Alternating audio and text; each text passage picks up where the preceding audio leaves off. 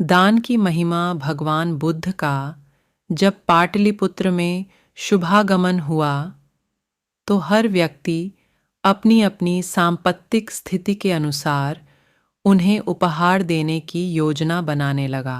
राजा बिंबिसार ने भी कीमती हीरे, मोती और रत्न उन्हें पेश किए। बुद्धदेव ने सबको एक हाथ से सहर्ष स्वीकार किया। इसके बाद मंत्रियों, सेठों, साहूकारों ने अपने अपने उपहार उन्हें अर्पित किए और बुद्धदेव ने उन सबको एक हाथ से स्वीकार कर लिया। इतने में एक बुढ़िया लाठी टेकते वहां आई। बुद्धदेव को प्रणाम कर वह बोली, अपॉस्ट्रफी भगवन, जिस समय आपके आने का समाचार मुझे मिला उस समय मैं यह अनार खा रही थी। मेरे पास कोई दूसरी चीज न होने के कारण मैं इस अखाए फल को ही ले आई हूँ। यदि आप मेरी इस तुच्छ भेंट स्वीकार करें तो मैं अहोभाग्य समझूंगी। भगवान बुद्ध ने दोनों हाथ सामने कर वह फल ग्रहण किया। राजा बिंबिसार ने जब ये देखा तो उन्होंने बुद्धदेव से कहा, भगवन क्षमा करें, एक प्रश्न पूछना चाहता हूँ।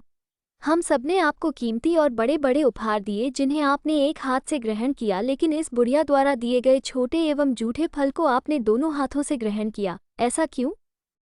ये सुन बुद्धदेव मुस्कुराए और बोले, राजन, आप सबने अवश्य बहुमूल्य उपहार दिए हैं, किंतु ये सब आपकी संपत्ति का 10वां हिस्सा भी नहीं है। आपने ये दान दीनों और गरीबों की भलाई के लिए नहीं किया है, इसलिए आपका ये दान सात्विक दान की श्रेणी में नहीं आ सकता। इसके विपरीत इस बुढ़िया ने अपने मुंह का कौर ही मुझे दे डाला है। भले ही यह बुढ़िया निर्धन है, लेकिन इसे संपत्ति की कोई लालसा नहीं है। यही कारण है कि इसका दान मैंने खुले हृदय से दोनों हाथों से स्वीकार किया। एक बार भगवान बुद्ध भिक्षा के लिए एक किसान के यहाँ पहुंचे। तथागत को भिक्षा के लिए आया देखकर किसान उपेक्षा से बोला, श्रमण, मैं हल जोतता हूँ और तब खाता हूँ, तुम्हें भी हल जोतना और भी। बुद्ध ने कहा, महाराज, मैं भी खेती ही करता हूँ।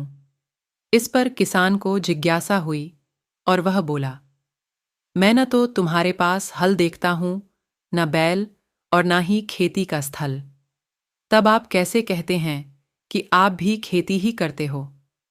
आप कृपया अपनी खेती के संबंध में समझाइए। बुद्ध ने कहा, महाराज, मेरे पास श्रद्धा का बीज, तपस्या रूपी वर्षा और प्रजा रूपी जोत और हल है। पाप भीरुता का दंड है, विचार रूपी रस्सी है, स्मृति और जागरूकता रूपी हल की फाल और पेनी है। मैं वचन और कर्म में संयत रहता हूँ। मैं अपनी इस खेती को बेकार घास से मुक्त रखता हूँ और आनंद की फसल काट लेने तक प्रयत्नशील रहने वाला हूँ। अप्रमाद मेरा बैल है, जो बाधाएं देखकर भी पीछे मुंह नहीं मोड़ता है। वह मुझे सीधा शांति धाम तक ले जाता है। इस प्रकार मैं अमृत की खेती करता हूँ। एक बार भगवान बुद्ध अपने अनुयायियों के साथ किसी गांव में उपदेश देने जा रहे थे। उस गांव से पूर्व ही मार्ग में उन लोगों को जगह जगह बहुत सारे गड्ढे खुदे हुए मिले। बुद्ध के एक शिष्य ने उन गड्ढों को देखकर जिज्ञासा प्रकट की, आखिर इस तरह गड्ढे का खुदे होने का तात्पर्य क्या है? बुद्ध बोले, पानी की तलाश में किसी व्यक्ति ने इतने गड्ढे खोदे हैं। यदि वह धैर्यपूर्वक एक ही स्थान पर गड्ढे खोदता तो उसे पानी अवश्य मिल जाता, पर वह थोड़ी देर गड्ढा खोदता और पानी न मिलने पर दूसरा गड्ढा खोदना शुरू कर देता।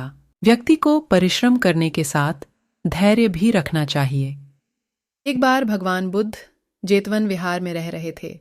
भिक्षु चक्षुपाल भगवान से मिलने के लिए आए थे। उनके आगमन के साथ उनकी दिनचर्या, व्यवहार और गुणों की चर्चा भी हुई। भिक्षु चक्षुपाल अंधे थे। एक दिन विहार के कुछ भिक्षुओं ने कुछ मरे हुए कीटाणुओं को चक्षुपाल की कुटी के बाहर पाया और उन्होंने चक्षुपाल की निंदा करनी शुरू कर दी कि उन्होंने इन जीवित प्राणियों की हत्या की। भगवान बुद्ध ने निंदा कर रहे उन भिक्षुओं को बुलाया और पूछा कि क्या तुमने भिक्षु को कीड़े मारते हुए देखा है? उन्होंने उत्तर दिया, नहीं। इस पर भगवान बुद्ध ने उन साधकों से कहा कि जैसे तुमने उन्हें कीड़ों को मारते हुए नहीं देखा, वैसे ही चक्षुपाल ने भी उन्हें मरते हुए नहीं देखा। और उन्होंने कीट डाहों को जानबूझकर नहीं। भिक्षुओं ने इसके बाद पूछा कि चक्षुपाल अंधे क्यों हैं? उन्होंने इस जन्म में अथवा पिछले जन्म में क्या पाप किए? भगवान बुद्ध ने चक्षुपाल के बारे में कहा कि वे पूर्व जन्म में एक चिकित्सक थे। एक अंधी स्त्री ने उनसे वादा किया था कि यदि वे उसकी आंखें ठीक कर देंगे तो वह और उसका परिवार उनके दास बन जाएंगे। स्त्री की आंखें ठीक हो गईं, पर उसने दासी बनने के भय से यह मानने से इनकार कर दिया। चिकित्सक को तो पता था कि उस स्त्री की आंखें ठीक हो गई हैं। वह झूठ बोल रही है। उसे सबक सिखाने के लिए या बदला लेने के लिए चक्षुपाल ने दूसरी दवा दी। उस दवा से महिला फिर अंधी हो गई। वह कितना ही रोई पीटी, लेकिन चक्षुपाल जरा भी नहीं पसीजा। इस पाप के फलस्वरूप अगले जन्म में चिकित्सक को अंधा बनना पड़ा। ये वीडियो आपको कैसा लगा कमेंट बॉक्स में लिखें और चैनल को सब्सक्राइब कर बेल आइकन प्रेस करें। फिर मिलेंगे नेक्स्ट वीडियो में। तब तक के लिए जय हिंद। वीडियो देखने के लिए धन्यवाद।